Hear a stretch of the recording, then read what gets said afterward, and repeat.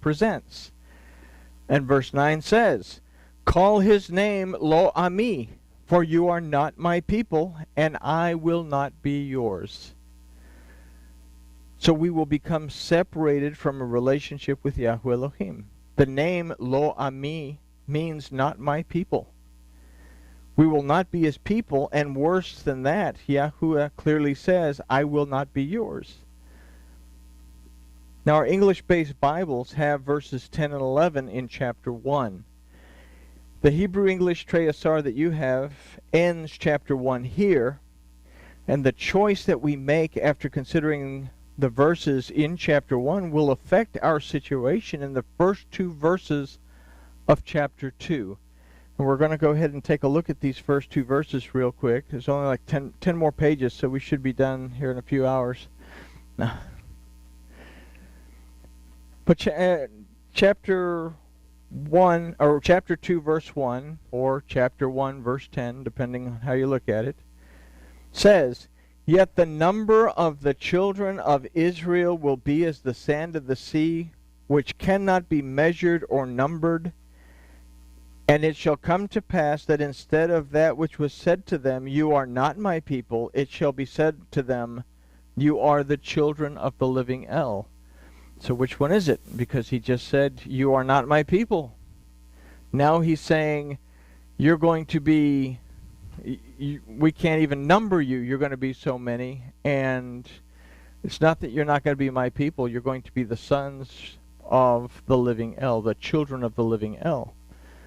So we have to consider that we perceive the phrase, "The number of the children of Israel shall be as the sand of the sea, which cannot be measured or numbered." Maybe we can see that in the wrong way.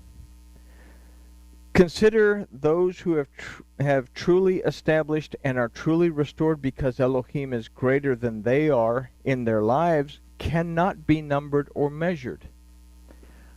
We use this idea of having this, we can't count the grains of sand in the sea. We could try.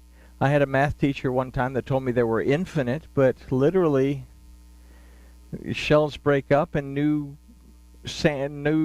pieces of sand are created. So, but we can't imagine what it is to count the grains of sand. They can't be measured. But the idea here, let's apply it to this, what Yahushua had to say when he said that the road that leads to life is narrow and there are few that find it. It's not about how many, it's about how few. It's not that we can't count them because they're immeasurable, but we can't count them because they are so few. And that's something to think about. We can't count them because they are so few. It is to these people, however, that the phrase, "And it shall come to pass that instead of that which was said to them, 'You are not my people,' it shall be said unto them, 'You are the children of the living El.'" It's to these people that applies.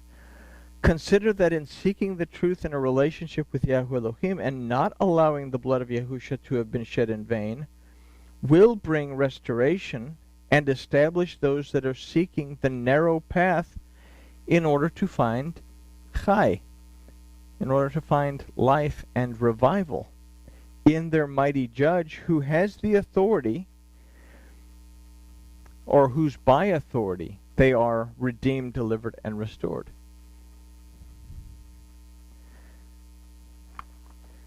Let me go on to verse 2 of chapter 2 in the Treyasar. "And the children of Judah and the children of Israel shall be gathered together, and they shall appoint themselves one head, and shall go up out of the land, for great shall be the day of Yisrael." Now it's just said that the children of Judah are going to be blessed, but the children of Israel are not going to be blessed. And now he says that they're both going to be combined together, and they're both going to be blessed. Yahushua made that possible, but it's more than simply an idea that the entire 12 tribes are going to receive a blessing of Elohim. Let's consider first the phrase, "For great shall be the day of Yisrael."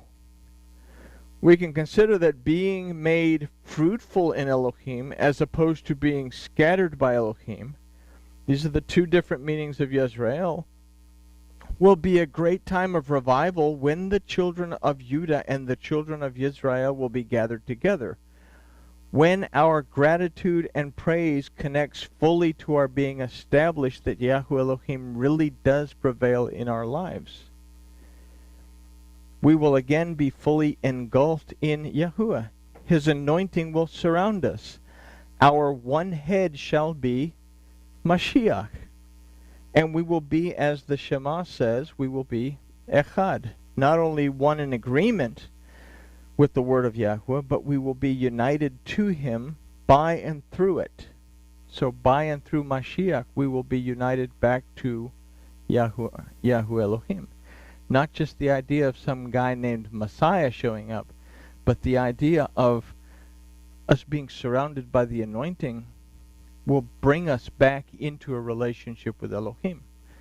He's called Makom. He's called the place that we cross over the Jordan to the place where the priests have set the ark. And that's where we stage in order to prepare to move forward to overcome the Jerichos in our lives and the eyes in our life. So we will be Echad, not only in agreement with the word of Yahweh, but united to him by and through it.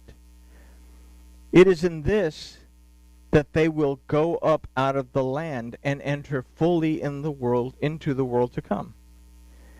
Because of this, verse 3 will become a reality to those who seek to find the narrow road that leads to Chai, that leads to life and revival.